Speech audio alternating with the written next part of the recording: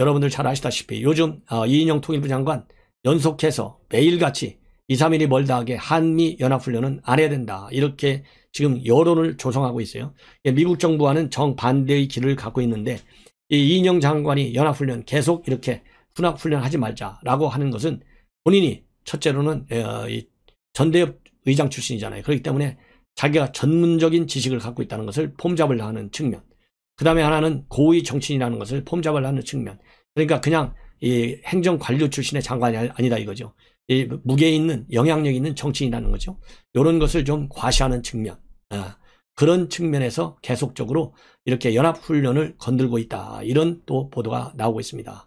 그리고 또 어쨌든지 간에 통일부 장관의 직접적인 담당 업무는 아니지만은 본인이 만약에 이 연합훈련을 이번에 김정은이가 당대회에 나왔을 때 남북관계 개선을 위해서는 연합훈련을 중단하라 이렇게 공식적으로 촉구하고 나섰는데 이런 상황에서 정부가 연합훈련에 관해서 이 연합훈련을 중지하지 않고 계속해서 시행한다면 남북관계가 돌아올 수 없는 다리를 걷는다. 그러면 본인이 통일부 장관인데 할 일이 아무것도 없는 거 아니냐.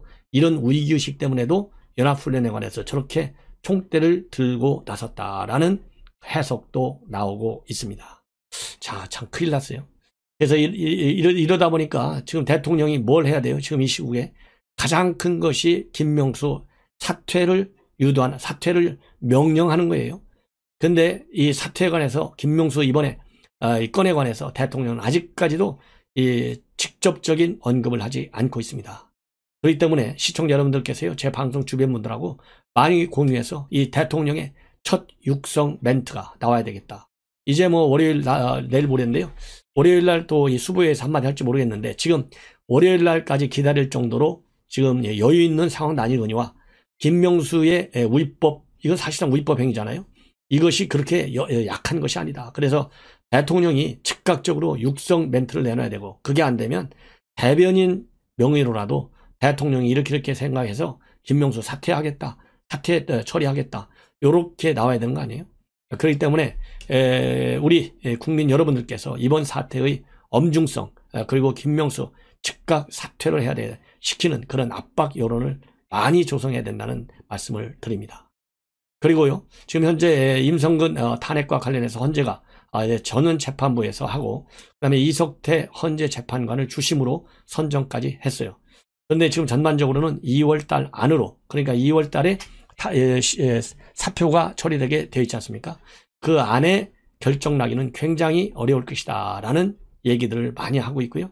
자, 그렇다면 이번 헌재 재판소에서 어떤 판결을 내릴 것이냐, 인용할 것이냐, 아니면 각하할 것이냐, 기각할 것이냐, 여러 내용 의견들이 나오고 있고, 그 다음에 현재 1심 재판은 끝났지만 2심 재판이 진행 중에 있기 때문에 재판, 형사 재판과 동시에 탄핵 심판도 할 수 있을 것이 있느냐 법적으로, 이런 질문 의문들이 나오고 있는데요. 이 법조인들 의견을 보면 기소와 탄핵은 박근혜 전 대통령 사건에서도 볼 수 있듯이 목적이 다르기 때문에 동시에 진행할 수 있다. 이것이 다수결로 되어 있습니다. 재판은 처벌 절차이고 헌재는 이 임부장 판사의 행위가 헌법을 위반했느냐 안 했느냐를 놓고 파면 여부를 결정할 것이기 때문에 충분히 같이 갈 수 있다. 그래서 이 최순실 사건만 하더라도 마찬가지다. 예, 그래서 탄핵도 당하고 또 박근혜 대통령 말이죠. 최순실 사건과 관련해서, 그리고 이 형사 재판도 그대로 계속 진행됐다. 그래서 이 탄핵과 그리고 이 재판이 동시에 진행될 수 있고요. 다만 차이점은 형사소송 진행 중에 탄핵 심판을 법원이 정지할 수는 있다고 합니다. 그래서 헌재법 제51조에 따라서 탄핵 심판 청구와 동일 사유로 형사소송이 진행되는 경우 재판부는 심판 전차를 정지할 수 있다. 그렇기 때문에 재판과 탄핵 심판을 동시에 진행하는 것은 약간의 문제 소지도 물론 없지 않아 있지만은 이론적으로 불가능한 것은 아니다. 이렇게 지금 나오고 있고요. 자, 그래서 이번에 전반적으로 보면 이 헌재에서는 임기가 2월 달에 만료가 되기 때문에 각하 결정을 내릴 가능성이 일단 크다. 예. 그리고 이 탄핵 결정을 위해서는 파면에 이를 정도로 중대한 헌법 위반 행위가 있어야 되는데 현재 징계위에서도 견책밖에 받지 않았기 때문에 탄핵을 결정할 만한, 탄핵 결정을 할 만큼 중대한 헌법 위반은 없었다는 것이 합리적이지 않겠습니까? 예. 그리고 또 하나 이제 의견은요, 헌재가 보충 의견을 제시할 가능성도 크다. 이렇게 법조계에서는 전망도 하고 있어요. 그래서 헌재 재판관들은 각하 처분을 내리면서도 탄핵 사유가 존재한다는 게 확실하다고 판단한다면 결정문에 그 의견을 밝힐 수 있는데요. 참고로 헌재는 지난달 공수처에 대한 헌법 소원에 관해서 기각 각하 결정을 내리면서도 수사권 이첩 조항에 관해서는 보충 의견, 소수 의견을 달았다고 합니다. 그렇기 때문에 임 부장판사의 임기 만료를 두고 각하 결정을 하거나 또 반복될 위험이 있는 행위를 보아서 소의 이익과 관계없이 본안 판단을 할 수도 있다. 그래서 이것은 전적으로 이제 헌재에 맡길 일인데요. 당연히 이석태 민변 출신이고 제가 이 앞방송에서 말씀드린 대로 굉장히 정치성이 강하기 때문에 각하할 때 아무 의견 각하할 때 최소한도 이 보충 또는 소수 의견을 달 가능성도 있지 않을까 하는 생각이 듭니다. 이러다 보니까요, 동아일보의 김순덕 대기자가 김순덕 칼럼에서 이 대법원장은 남자 추미애 같다 이렇게 비판하고 있어요. 왜냐하면 여러분들 잘 아시다시피 정치 상황을 이유로 해서 이 임성근 부장판사의 사표를 수리하지 않았잖아요. 그렇다고 본다면 그야말로 정권 입맛에 맞게 김명수는 알아서 기는 사법 불종을 한 것으로밖에 볼 수 없다라고 하는 것이 김순덕 대기자의 결론입니다. 그렇기 때문에 김명수는 최소한도 조국 사건, 그 다음에 김경수 사건 이런 것이 대법원에 갈 때까지는 옷을 벗을 가능성이 전혀 없다. 그렇기 때문에 이러한 보온을 위해서라도 김명수 사퇴도 않을 것이고 정권에서도 사직 처리를 하지 않을 것이다. 그래서 이 추미애가 좀 시끄러운 추미애였다면은 이 김명수는 조용한 추미애 역할을 계속할 것이다. 그래서 그렇게 조국과 김경수 사건에 관해서 보훈 판결을 낼 가능성을 점치는 이유 중에 하나는 바로 이재명, 그 다음에 은수미 이 두 사람 그야말로 당선 무효형인데도 불구하고 1, 2심에서 나온 걸 보면 대법원에서 뒤집혔잖아요. 그렇다고 본다면 틀림없이 조국 재판 때까지 그 다음에 김경수 재판 때까지는 자리를 떠나지 않을 것이다. 이렇게 얘기를 전망을 하고 있어요. 그러면서 그렇지만은 김명수가 이 법치주의를 지키는 최후의 보루인 법원의 수장으로서 국민의 신뢰를 배신했기 때문에 국민에게는 큰 고통을 안긴 거 사실이다. 추미애처럼 김명수를 내칠 수도 없고 문재인은 그대로 둔 채 사태를 키울 수도 없어서 문 정권은 더 큰 고통을 받을 것이다. 이렇게 전망을 하고 있습니다. 예. 자, 그다음에는요, 이 주택 공급과 관련해서 이 문재인 정권에서 바로 최근에 2025년까지 전국에 83만 구를 공급하겠다는 대책을 만들어서 공표했죠. 여기에 대해서 야권에서는 비현실적이다, 국민 현혹시키고 있다, 이렇게 강력하게 반발하고 있는 상황입니다. 이런 상황에서요, 정말 시청자 여러분들이 이게 귀가 이상한지 아니면 뭐가 잘못됐는지 이해할 수 없는 일이 벌어졌어요. 이 하태경 의원이 오늘 페북에다가 뭐라고 한지 아십니까? 국가정보원 강남에 위치해 있는 부지를 시민에게 돌려주고 거기에 반값 안심 아파트를 짓자. 그리고 본인이 정보위 의원이기 때문에 정보위가 열리면 정보위에서 공식적으로 이 안을 제기하겠다. 그리고 자기가 조사해보니까 대안 부지도 있다. 이렇게 밝혔어요. 대체 부지도. 그러면서 국정원이 왜 서울에 있을 필요가 꼭 있느냐. 경기도로 가도 되고 세종으로 가도 된다. 이렇게 얘기했는데요. 하태경 의원 저도 그래도 왜 과거에 좌파 활동을 많이 했잖아요. 사실상 전향한 거나 마찬가지 아니겠습니까? 예. 이런 그 정치인들이 몇 명 있어요. 과거 좌파 활동하다가 우파 진영으로 넘어온 전향한 국회의원들이 몇 명 있는데 여러분들 아시다시피 하태경 의원도 그런 사람 중에 한 사람인데 저는 이 하태경 의원이 과거로 돌아간 사람인지 제정신인 사람인지 알 수가 없네요. 2선 3선 하고 있는데 이런 이 하태경 의원의 사고방식에 정말 경악을 금치 않을 수가 없습니다. 자, 여러분들 국방부가 왜 서울에 있어야 됩니까? 통일부가 왜 서울에 있어야 됩니까? 그 다음에 외교부는 왜 서울에 있어야 됩니까? 그 다음에 청와대는 왜 서울에 있어야 됩니까? 이렇게 국가 중요기관이 서울에 있어야 하는 이유는 실질적인 업무 기능상 꼭 서울에 있어야 되는 이유도 있지만 국가의 상징성 때문에라도 서울을 지킨다고 하는, 사수한다고 하는, 즉 김정은 정권이 살아있기 때문에 김정은이가 그야말로 대남 이 전략 하나도 변화가 없잖아요. 더군다나 지금은 핵과 미사일로 우리 수도권뿐만 아니라 대한민국을 언제든지 통일시키겠다고 하는, 그래서 최근에 공식적으로 밝혔잖아요. 대남 전략 끝까지 추구한다. 밝혔지 않습니까? 이번 당대회를 통해서. 이러한 김정은이를 우리는 북한에 두고 있어요. 그런 것 때문에 국방부 세종시로 간다고 무슨 문제가 있겠어요? 그렇잖아요. 통일부가 세종으로 간다고 무슨 문제가 있겠습니까? 더군다나 통일부는요, 직원이 500여 명밖에 되지 않아요. 예. 그렇기 때문에 상징성도 어떻게 보면은, 예, 물량으로 따지면 얼마 되지 않아요. 그러나 통일부가 서울에 딱 버티는 이유는 그 엄청난 상징성 때문에 서울을 버티는 거예요. 즉, 대한민국 수도는 사수하고 통일의 수도는 대한민국 서울로 한다는 이 상징성 때문에. 자, 국가기관이 말이죠. 정보기관이, 그야말로 대한민국 정도의 위상을 갖는 정보기관이 그 나라 수도에 있지 않은 나라를 한번 하태경 의원 조사해 보십시오. 이 누가 말이죠. 제 방송 보시는 분들은 하태경 의원한테 제 본 방송을 꼭 전달해 주기 바랍니다. 정말 전달했으면 좋겠어요. 저도 뭐든 전달하겠지만. 이게 도대체 하태경 의원이 할 얘기냐.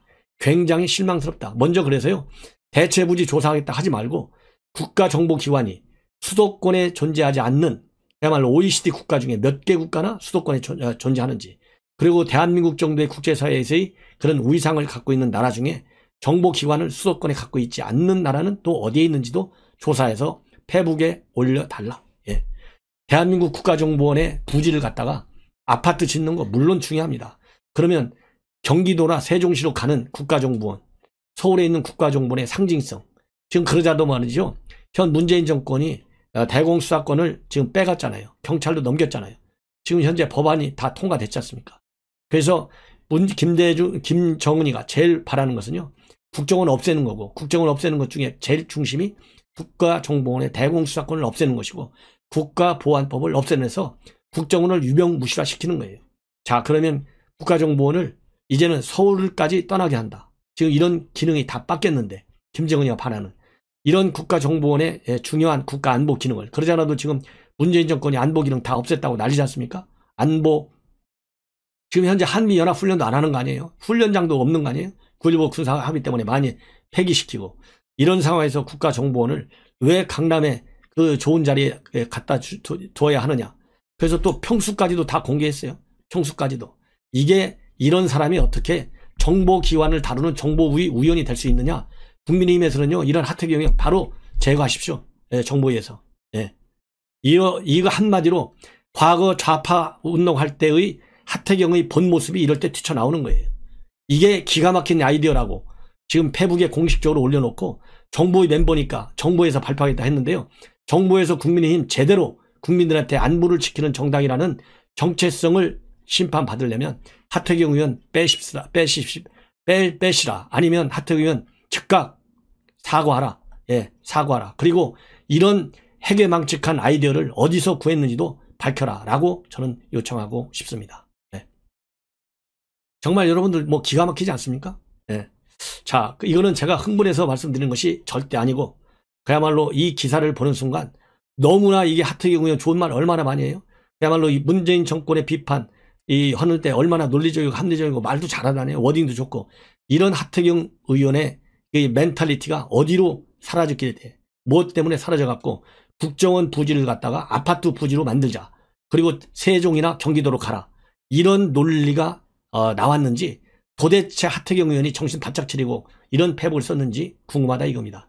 저하고 1대1 어느 언론에서든지 한번 1대1 맞짱 토론을 밤새워서 한번 하자. 저는 그런 제안을 하고 싶어요.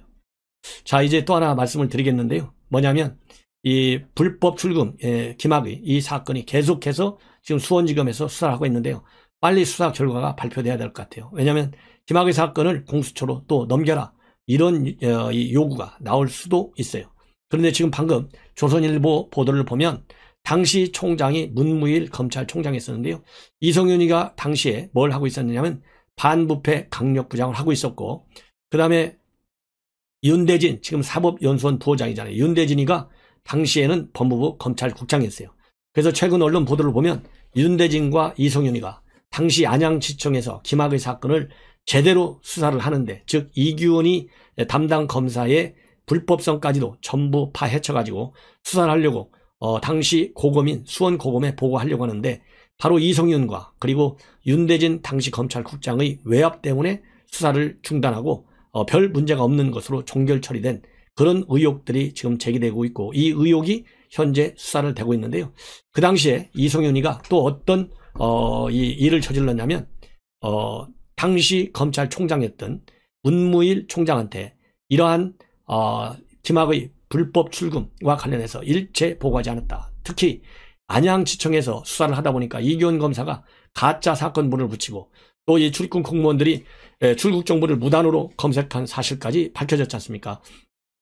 그래서 이거를 갖다가 이 담당 주임 검사가 당시 2019년도 6월 19일쯤에 관련 규정에 따라서 이 검사와 관련된 이 비리가 있을 경우 그것을 수사할 경우에는요 관할 고등검찰청에 보고하도록 되어 있다고 합니다. 통보하도록. 그래서 수원고검에다가 이규원 검사의 범죄를 통보하겠다. 대검 반부패부에 올렸는데요. 그 당시에 반부패부장이 이성윤이었어요.